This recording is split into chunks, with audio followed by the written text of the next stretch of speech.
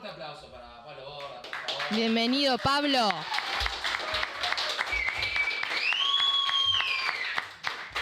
Bueno, muchas gracias por la invitación para venir al primer programa de Poncho. Quiero decir que el nombre me gusta mucho. No, qué bueno, gracias. ¿Por qué? ¿Qué te da? Y por supuesto que me da al enfrentamiento civilización y barbarie, que si queremos es el antecedente del enfrentamiento con Urbano Capital.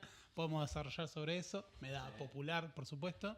Y para ustedes que son peronistas, Poncho... Poncho es casi... ¿Cómo? ¿Así? ¿Así? Así que lo tenemos en el punto, así el muchachito arrancó, bien, mirador. Pero sí, me gusta. Y además, yo milito y defiendo que tienen que haber espacios dedicados al streaming en otras ubicaciones. Yo soy muy amigo de Tomás Trapé y Mauricio Vera, que hacen Cabaret Voltaire. De hecho, enviaron... Sí, le mandamos un abrazo. Para la inauguración de Poncho.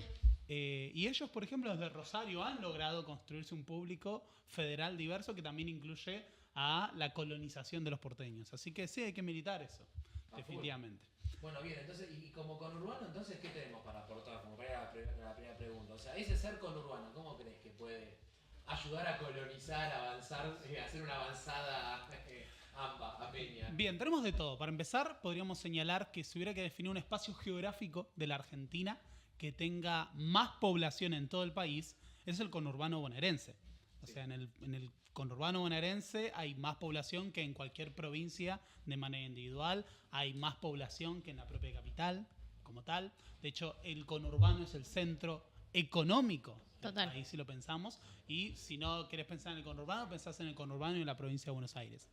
Y eso nos permite, en ese diálogo que se da entre el barrio popular, la barriada, quizás algunas zonas en donde podemos hablar a las zonas residenciales, pero también, qué sé yo, te vas a algunos cinturones del fondo del lejano oeste y ya encontrás algunas de las pequeñas chacras de los productores, las famosas vacas, vacas que esperan ver.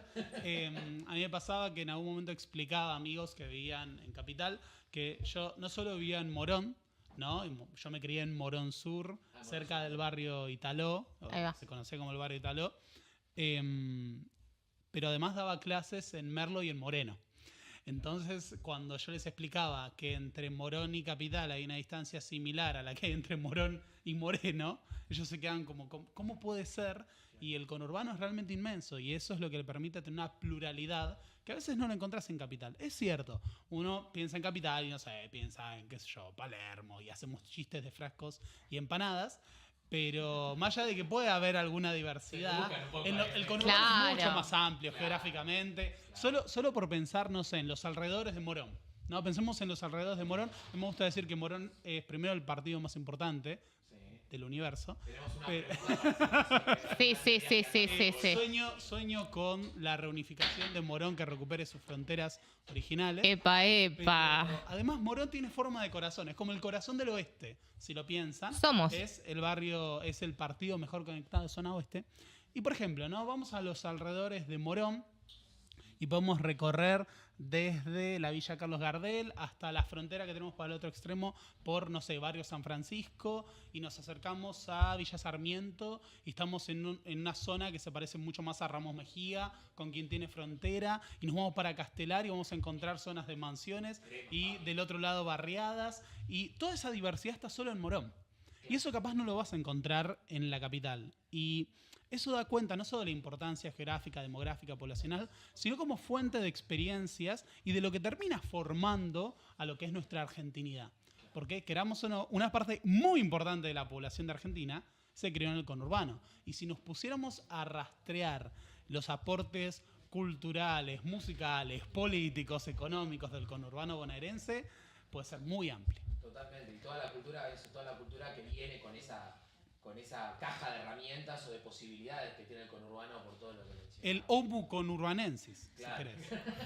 El sobreviviente acostumbrado a esa migración diaria del conurbano a la capital para trabajar o interconurbana para trabajar. Claro, también. Claro. Pablo, perdóname, pero hay rumores. Y queremos saber si son. El dedo en la llaga de y queremos saber si son ciertos. Nos traicionaste, Pablo, te fuiste a Capital Federal. No me enorgullece decir que vivo en la Capital Federal. Es terrible. Corta. Vámonos. Gracias por todo. Che, sí. ¿Pero qué extrañas del conurbano? No, muchas cosas. Para empezar, afectos, amigos, cariños y sobre todo muchos lugares de pertenencia. Uno conforma grupos. Nosotros tenemos un club, por ejemplo, en Villa Luzuriaga, dedicado a juegos de mesa, muy nerd. Que quiero me encanta. Exactamente, va por ese lado, por supuesto. Y yo sigo yendo a ver a ese grupo que originalmente estuvimos en Morón, nos juntábamos en una galería en Morón, y que, nada, fueron pasando los años, lo tenemos formado hace 15 años ese grupo. No, 16, y sigue existiendo. Eran unos púberes. Sí, éramos unos púberes, y yo sigo viniendo acá, fin de semana de por medio, a ver a ese grupo, pero también tengo familia, amigos, y un sentido de pertenencia que me da una nostalgia, por ejemplo, caminar por lo que es mi barrio, en el que no hay edificios. En mi barrio no hay edificios. Y hay que hacer muchas cuadras para empezar a ver edificios. Están más cerca, casi que, bueno, está equidistante a los monoblocks que encontrás para el lado de Luzuriaga que para lo que es el centro de Morón. Claro. Y en ese sentido, a mí me retrotrae a una experiencia de la vida que puede ser más mundana. Hay mucho que tiene que ver, capaz acá voy a extrapolar mucho, pero cuando pensamos en la modernidad, ¿no? Y cómo se desarrolló el sistema capitalista, las sociedades industriales, y cómo el hombre dejó de vivir en el campo, pero también dejó de vivir en la aldea, dejó de vivir en la comunidad. Lo que se produjo es lo que una autora que a veces genera algunas controversias, pero que es muy citada, Silvia Federici, llamó el desencantamiento del mundo. Uh-huh. ¿No? El mundo dejó de ser, perdimos la conexión con nuestros espacios, con la naturaleza, con incluso el sentido de comunidad. La sociedad es mucho más individualista, la sociedad es mucho más competitiva. Y a mí el conurbano y mantenerme siempre en contacto, a mí me retrotrae con una visión más mundana, con una visión mucho más, si queremos, silvestre de la vida. Un poco también apartada de esa lógica más de obsolencia programada, desechable, competitiva, individualista, que uno podría tener en otros espacios. Cuando, no sé, uno vive en un departamento en Capital, tiene otro contacto... Pará. Esa miradita para cuando como tipo, mi esposa. Cuando eso, boludo, uno vive en un departamento en Capital no tiene el contacto con su medio que tenía cuando, no sé, veía a los vecinos y los vecinos, las mujeres mayores tirando agua en la vereda. Claro. ¿No? Y ese tipo de cosas. Medio que los porteños no tienen vecinos casi. No existe eso, ¿no? Tremendo. Che, me falta la manteca. Suerte. Tenés el 24 horas dando vuelta ahí. ¿Y vos quién sos? Agarré y le pegué 2 tiros. ¿Quién te pidió la manteca la Tenía la música muy fuerte. Tenía una máquina de hacer agujeros el señor. Pero sí me retrotrae a eso. Y creo que también eso da una mirada mucho más diversa del mundo. Exacto. En alguna época siempre pensaba en este gran problema que es que haya toda una... No diría una generación, pero todo un cúmulo de personas, a veces de dirigentes y demás, que se criaron en torno al interior de la General Paz y creen que el mundo se reduce a eso. Claro. Y de repente salir y, no sé, descubrir que hay colectivos que pasan el 200, ¿no? Es como algo que... uno dice, no, mira, yo toda mi vida me tomé el 634. Claro, el San Francisco. Yo lo que tomaba era el 635. Claro. Y les explota el cerebro, lo quedan así. ¿Cómo? Quedan secos, claro. Che, bueno, y profundizando un poquito en lo que es Morón, vos tenés una teoría excelente, que creo que no hay mejor contexto para preguntártelo que en Morón, que es la teoría sobre la balcanización de Morón y de por qué para vos, además de ser el municipio más importante del conurbano, yo coincido con tu teoría, en realidad está basado en la realidad, que es la ubicación neurálgica que tiene Morón, el acceso, la conectividad que tiene Morón, la tienen muy pocos municipios en todo el conurbano. Bueno, contanos un poco qué es la teoría de la primero explicar a la gente, que capaz algunos no lo saben, qué es la balcanización, porque nada, a algunos se les puede escapar, y bueno, y por qué decís que ocurrió en Morón y que esto es una tragedia geoespacial. Bien. La balcanización es un concepto que obviamente viene de los Balcanes. Los Balcanes es una región del sur de Europa que comprende más o menos lo que rodea lo que en algún momento fue Grecia.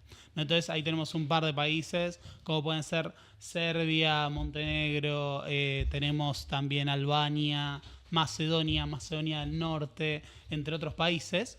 Y ese conjunto de países muy pequeños, algunos, Kosovo, separado de Serbia, ahí hay que ver si lo admitimos como país, tiene la particularidad de haberse fragmentado una y otra vez después de la destrucción de otras unidades políticas. En los 90, un episodio vinculado a la balcanización que llamó la atención de todo el mundo fue lo que se conoció como la disolución de Yugoslavia. Sí, acércate un poquito al micrófono, Sí. ahí va. Yugoslavia. Perfecto, ahí va. Perfecto. Excelente. Yugoslavia Perfecto. era un estado socialista en los Balcanes que se descompuso en un conjunto de países muy diversos. Hoy en día los países que forman Yugoslavia son Croacia, Serbia, Montenegro, Eslovenia, tenemos también a Macedonia del Norte, Kosovo, entre otros, que hoy en día es todo un rompecabezas de países que perdieron poder, peso, que estuvieron marcados a partir de eso por divisiones internas y conflictos muy violentos. Sí. Y en paralelo a la disolución de Yugoslavia, de este lado del Atlántico, ocurrió otra fragmentación política, si queremos, de una significativa, similar, que fue la disolución del Gran Morón, claro. que abarcaba hasta los 90, hasta el Carlo. Sí. Hasta el Carlo, Morón incorporaba obviamente los partidos que hoy son Hurlingham y Ituzaingó. Los partidos, que hoy son entre millones de comillas. Secesionistas. Claro. Y territorios que eran de Merlo. Y si nos vamos al siglo XIX, llegaba hasta San José de Flores. Opa. Morón era hermoso. mucho más grande en el siglo XIX. Claro. Por eso, la batalla de Caseros, como no existía el partido de Caseros, Claro. ocurre en territorio de Morón. Territorio moronense. Pensamos lo En mismo el famoso Palomar que se ve allá en la guarnición militar. Exactamente. Sí. Que fue la fragmentación. En su momento, tal vez le vamos a dar la derecha a algunos, a los representantes de Hurlingham y Ituzaingó. Lo que ocurría era que se planteaba que iba a ser un uso más eficiente de las gestiones. Esto también ocurrió en algunos municipios de lo que es el conurbano sur. Y es históricamente el reclamo de Ramos Mejía de practicar su secesionismo de La Matanza. Eso te iba a decir, Exactamente. es una discusión muy latente en La Matanza. La gana que tiene lo de Ramos Mejía de dejar de ser de la matanza es increíble, O sea. Y San Justo también, ojo, no sé. No, bueno, pero Ramos es como. Ramos. O sea, Ramos, mi amor. los porteños, vos le decís a un porteño, no, vivo por el oeste. Ah, Ramos, como que siento que es una refe que tiene muy cercana, ¿no? Sí, Además. Rocha. Claro, claro. Ay, Dios. Pero por eso uno que a veces es nostálgico de países que ya no existen y no vamos a decir cuáles.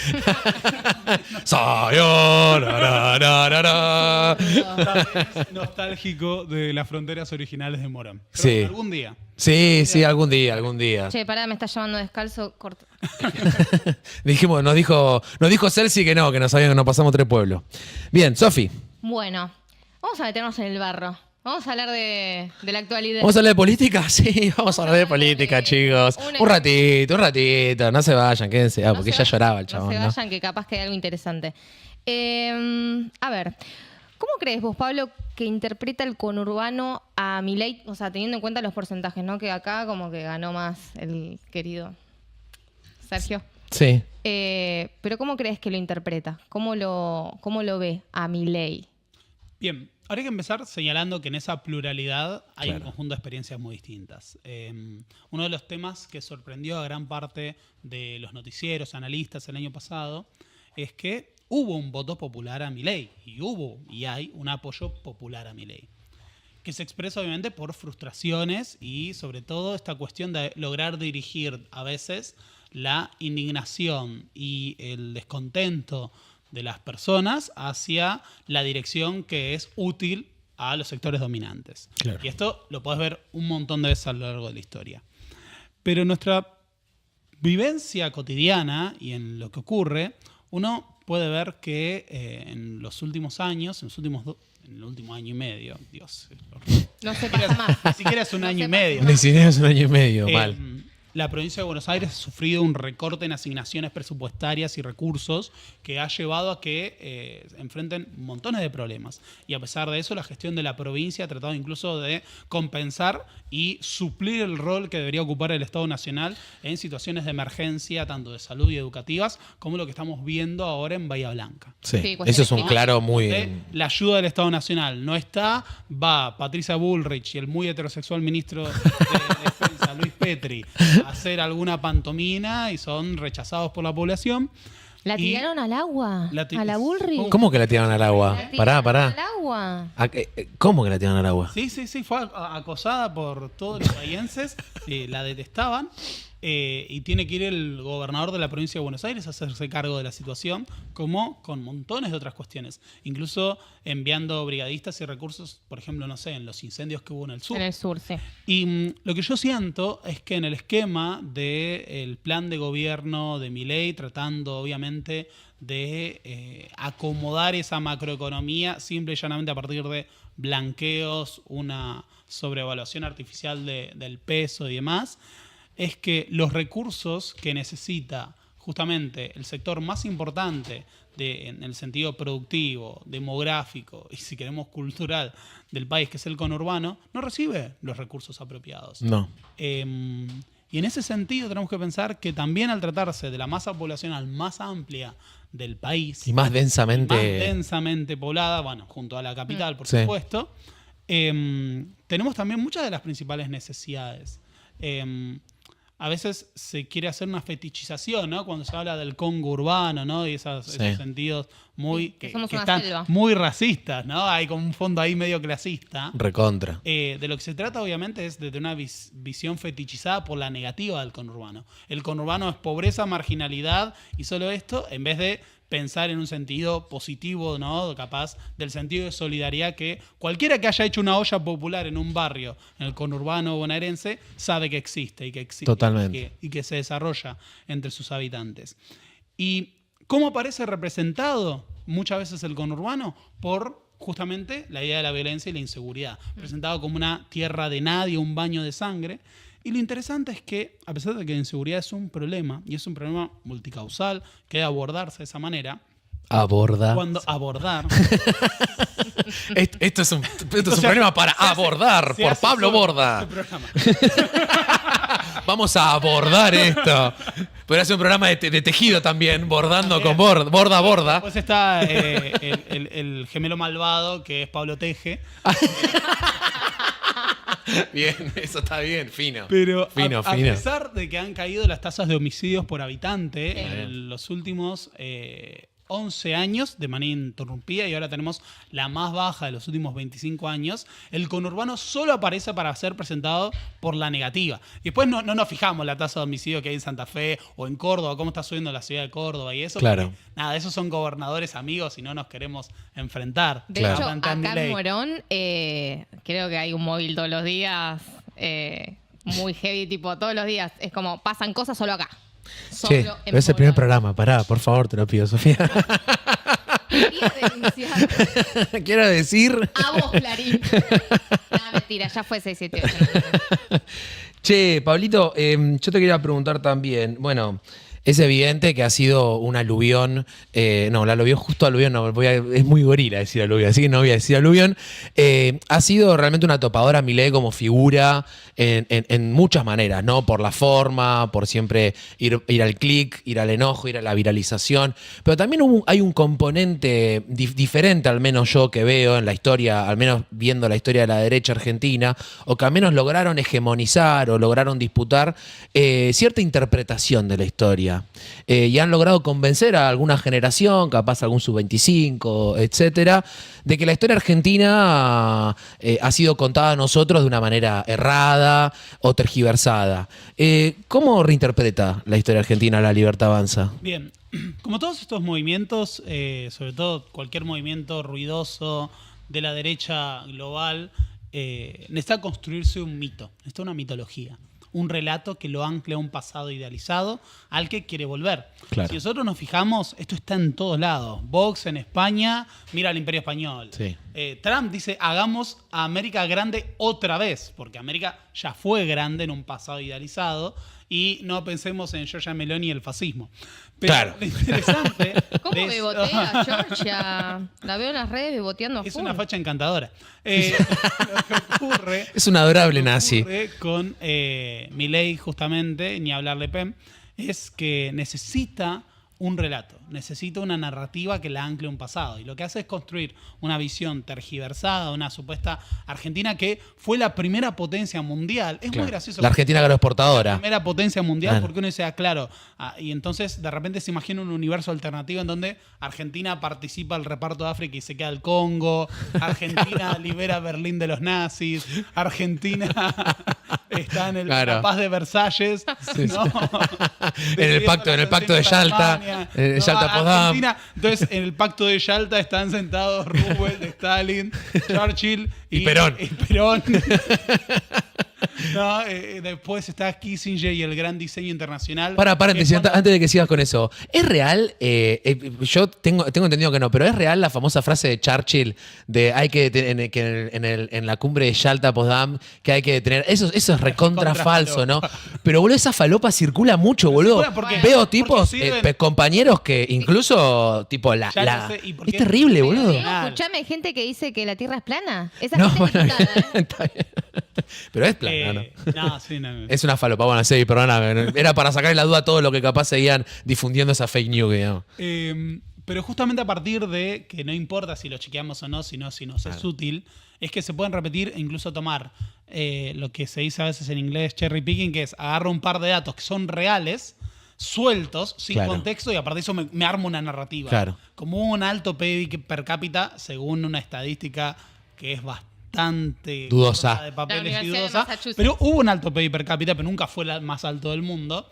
Y no importa que después no se contaba la población de los marrones, los originarios, porque no eran gente, te da más alto.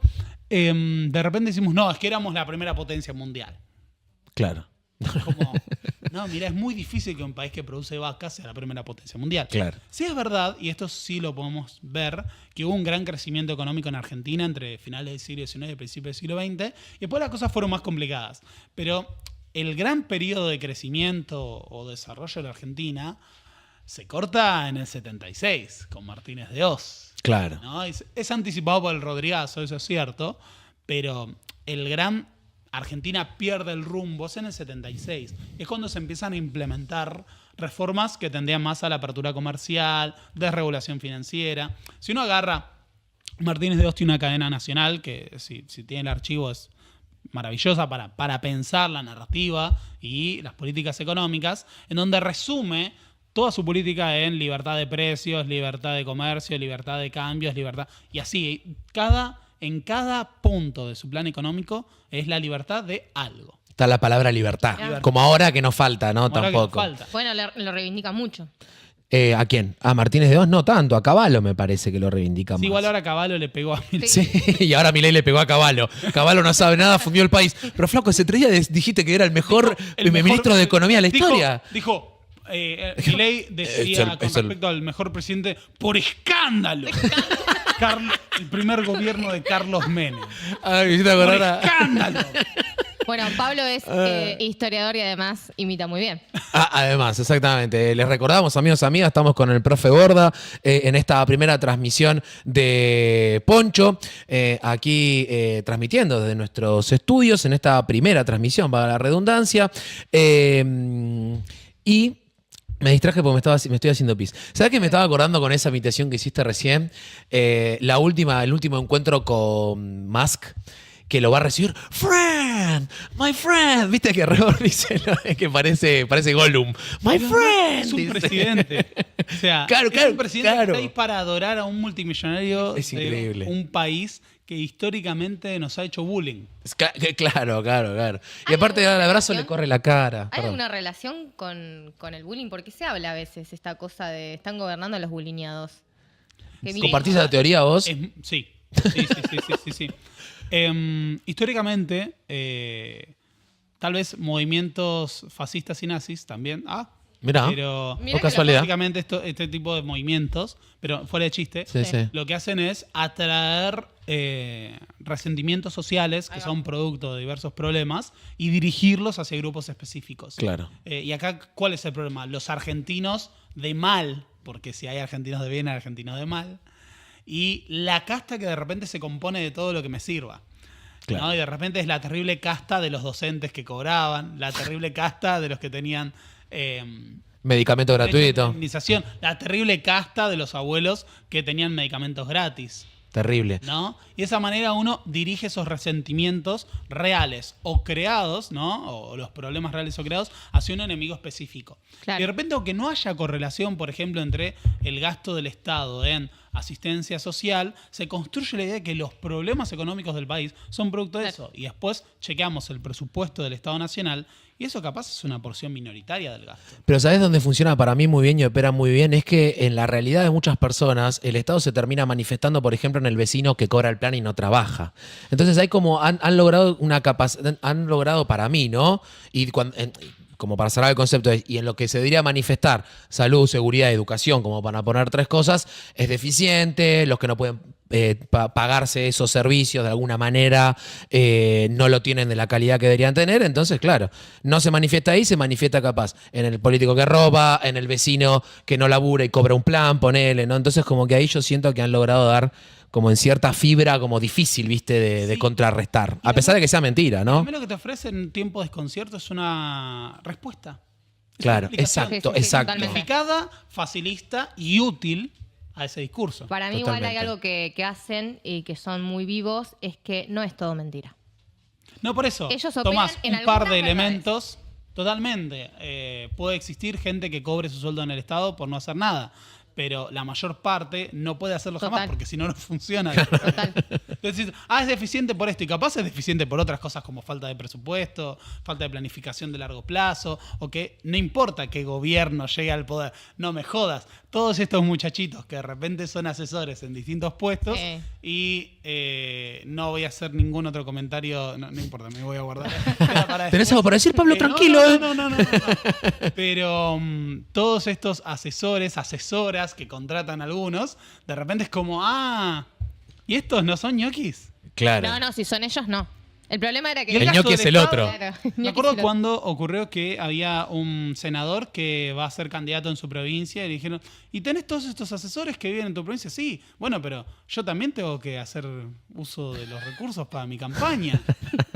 Es increíble. Con qué impunidad, ¿no? Aparte. Cuando Amalia Granata no sabía cuántos asesores tenía. Las castas son los padres, claro, totalmente. Amigos, amigas, seguimos aquí en vivo con Pablo Borda, el profe Borda, oriundo de nuestro querido Morón, actualmente viviendo en Capital, pero el conurbano nunca se va de uno, a pesar de que uno se vaya al conurbano. Tengo 31 Te fuiste hace muy poco vos de... Sí, tenés más tiempo viviendo en Morón que en Capital. No, pero sin beef, ese tiempo. Totalmente. Claro. Bien, ahí había otra, ¿no, Sofi? Sí. A ver, hace poquito hubo una marcha a partir de los dichos de Milei cuando dijo que los gays eran pedófilos. Bueno, y la ¿Cómo vas a decir que los gays son pedófilos? O sea, y la no hay límite. No dije ¿Dónde está el límite, chicos? Lo que yo quise decir es que avalar la homosexualidad termina en la pedofilia. Estás diciendo lo mismo. No, yo no lo difundí. No, yo no lo promocioné. Lo difundí. La kriptonita la difundí. Hay un tema igual ahí con la literalidad. Pero bueno. No, totalmente. Aparte. Sí. Análisis. La consigna fue marcha antifascista, antirracista y no sé si algo. La marcha del orgullo LGBTIQ. No, la marcha del orgullo antifascista, antirracista. Bien. ¿Para vos, Milei es fascista? Ese es un debate que está muy... en auge. Muy en auge, sobre todo cuando pensamos en la diferencia entre lo que es la práctica política, el mundo intelectual y el sentido construido. La forma más fácil de decirte es Milei y está rodeado y es facho, que no es lo mismo que decir que es fascista. En esta forma peyorativa de decir que es un autoritario de derecha conservador. Sí. Y listo. Y claro. Es muy fácil. Ahora, cuando nosotros decimos que, o cuando uno plantea la cuestión de es fascista o no es fascista, uno tiene que decir, bueno, vamos a pararlos desde el plano, desde lo intelectual y analizarlo. Ahora, ellos le dicen socialista a todo y, ¿viste? Y de repente la OMS es socialista. Es como, Cristina es comunista. Que la revolución triunfó, Cristina es comunista, ¿no? Larreta es socialista. Y lo quisieron pasar por arriba como con que una silla de ruedas. Ustedes nos dicen fascistas, es como, dale, boludo. Le decís socialista a todo lo que produce sombra. Claro. Bueno, pero era nacional, social, ¿cómo era? Nacional, social. Háganse cargo, zurditos. Claro. Eran comunistas. ¿Cómo? Claro, nacionalsocialismo. Sí, claro. El repollo es un pollo muy grande. Claro. Y así. Y así en la lista. Un repulgue es un pulgar gigante. Perón tenía claro, era Chad Perón en realidad. En realidad era Chad, ¿no? Tenía. Hacía Mewing Perón. Pero lo que sí aparece, que sí es interesante, es que hay una forma de autoritarismo y desprecio por la voluntad popular y por los mecanismos democráticos en general. Sí, sí. Hay un discurso y hay una forma de la política que retrotrae esas formas de una suerte de populismo autoritario y reaccionario.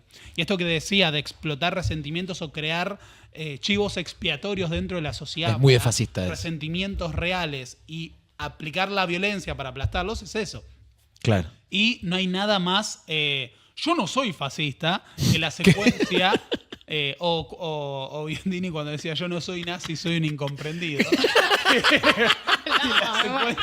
Ese graph es real y existe, lo pueden buscar. Lo voy a usar. Que la secuencia que hubo cuando Elon Musk hizo el saludo evidentemente nazi. No, eso fue terrible. Que en Alemania, por ejemplo, en muchas revistas, en Alemania, por una cuestión legal, cualquier simbología o apelación al nazismo está prohibida. No se puede reproducir. Entonces, en las propias revistas de noticias alemanas lo tenía que poner censurado. Claro.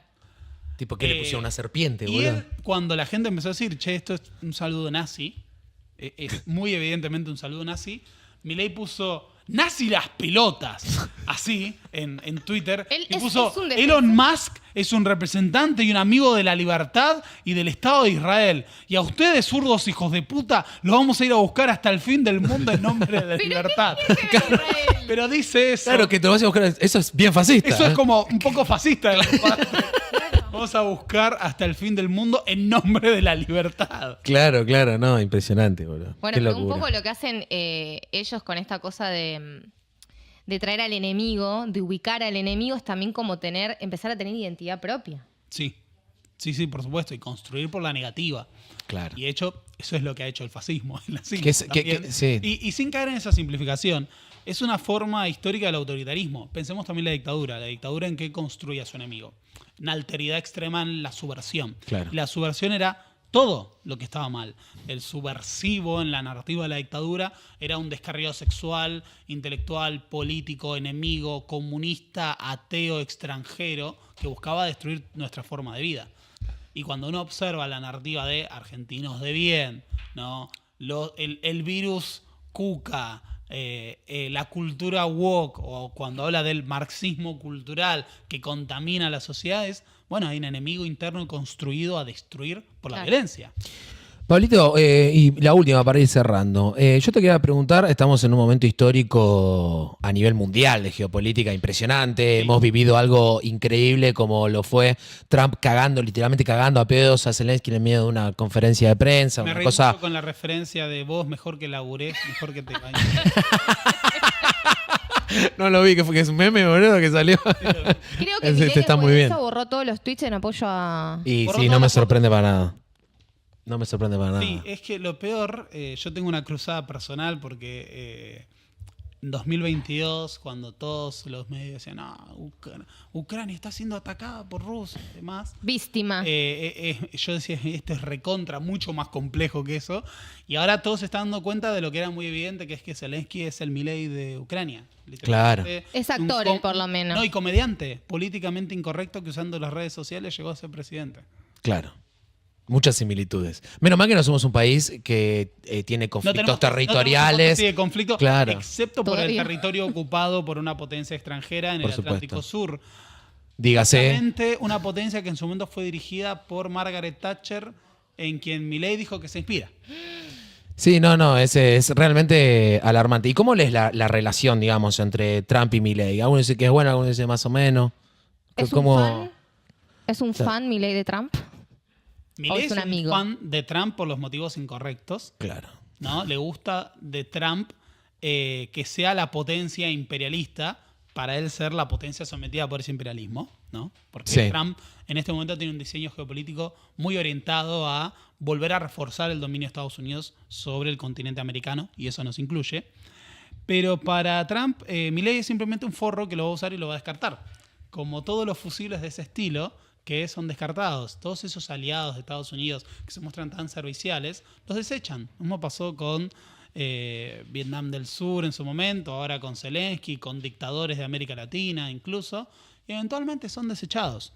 Uno de los grandes problemas que nosotros tenemos es que el mundo se está orientando en otras direcciones. Hay montones de oportunidades para el desarrollo de Argentina a partir de nuevas fuentes de inversiones, como puede ser el Banco de los BRICS, o nuestros socios comerciales, o nuestro alineamiento estratégico con potencias emergentes que son o eran nuestros principales socios comerciales, como Brasil y China. Y en vez de eso nos estamos atando a un barco que se hunde, que es el de la hegemonía estadounidense en crisis. Claro. Y en un contexto en el cual el mundo pone en cuestionamiento ese dominio de Estados Unidos y muchos países buscan senderos de desarrollo propios, nosotros decidimos en esa coyuntura atar nuestro destino al de Estados Unidos. Un Estados Unidos que siempre nos va a ver como un vecino inferior y desechable. Un sudaca más. Un sudaca más. Un sudaca más, a pesar de que quiera vender que no, que él se quieren y que él es una figura amada, digamos. Totalmente. Pablito, ¿cómo la pasaste? Muy bien. Muy bien la pasaste. ¿Te gustó el estudio? Por supuesto, está muy lindo y los quiero felicitar. Bueno, muchas gracias. Por este despliegue y espero que prospere y crezca mucho. Bueno, muchísimas Pablo. gracias. Sí. Bueno, le vamos a pedir primero a todos los que nos están viendo, antes de pedir a Pablo, que le dé me gusta al vivo, que lo compartan, que le avisen a su mamá, a su abuela, a sus amiguitos, a sus amiguitas, a todos, y que se suscriban también. Así que bueno, vamos a darle un fuertísimo aplauso a Pablo Borda, por favor, al profe Borda, @el profe Borda. Síganlo para que lo saben. Sígalo, lo pueden seguir. Y bueno, nosotros vamos a una pequeña pausa. Ahora viene Morita Rodríguez, nuestra primera columnista. No te vayas, Pablo, pará, tan mala está pasando, amigo. Banca. Yo estoy. Voy a hacer de la Rúa saliendo. Claro. Así el homenaje a los 90 es completo. Claro, bien de la Rúa todo. Bueno, nos vamos a una pequeña pausa. Ya viene la primera columnista. No se vayan, denle me gusta, suscríbanse y todo lo que ya saben. Ya venimos. Chau.